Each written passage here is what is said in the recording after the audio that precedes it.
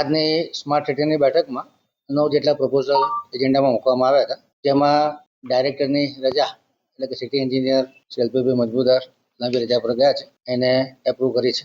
Last બોર્ડના જે minutes હતા એને એપ્રૂવ કરવામાં આવ્યા છે. એન્યુઅલ જનરલ મિટિંગનો જે નોટિસ કોલિંગ છે એને એપ્રૂવ કરવામાં આવ્યું છે. બોર્ડનો રિપોર્ટ કંપનીનો જે હતો એને એપ્રૂવ કર્યો છે. નવા કંપની સેક્રેટરી તરીકે જીગર રાયને નિમણૂક આપવામાં આવી છે. ઇન્ટરનલ ઓડિટના રિપોર્ટમાં જે કોઈ રિમાર્ક્સ છે એની પર ડિસ્કશન કરવામાં આવ્યું. દાખલા તરીકે ERP પ્રોજેક્ટ છે, HMIS પ્રોજેક્ટ છે. એટલે આ જે પ્રોજેક્ટ છે GIS પ્રોજેક્ટ કે જેમાં ઇન્કમ જનરેશન GIS પ્રોજેક્ટથી જે ટેક્સ કલેક્શન વધવું જોઈએ એ નથી વધ્યું, તો એમાં જે મિસમેચ છે એને કરેક્ટ કરવા માટેની સૂચના આપવામાં આવી છે.